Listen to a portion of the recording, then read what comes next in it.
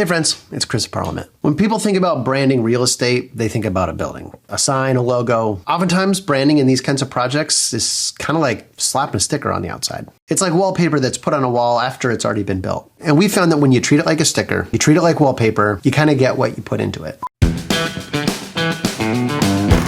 We approach these kind of projects much like an architect would. We think about it as a system, not a sticker. And that's especially true when you're building a brand system for a series of buildings, a campus. Simple brand systems really start to fall apart when you have more than one building. When you brand each building independently, a few things start to happen.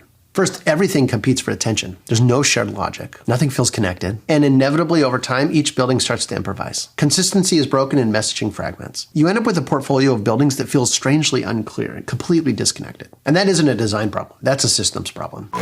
With the electric blocks, Killing Pacific had already completed 3 buildings, and 2 more were coming. If we branded each building independently, the blocks wouldn't feel like a neighborhood. So we flipped the script. We branded the system before we branded the buildings. Electric blocks became the organizing structure. It's foundational, intentional, and built to scale. We took that into account even with the naming system. The electric blocks made sense because of the historical use of the buildings, and it worked perfectly as an umbrella. Volta, Highwire, they were all distinct but connected. Each building could express itself clearly without breaking cohesion. Here's the takeaway, even if you're not in real estate. Strong brands have the ability to scale when they're designed for structure, not just surface treatments. If you want clarity across a portfolio, create a system that holds everything together. Signs and flyers, they're going to come and go, but systems endure. Dive into the case study on Parliament's website to learn more. You can find it on our website. All right, that's it from me. Be brave, stand apart.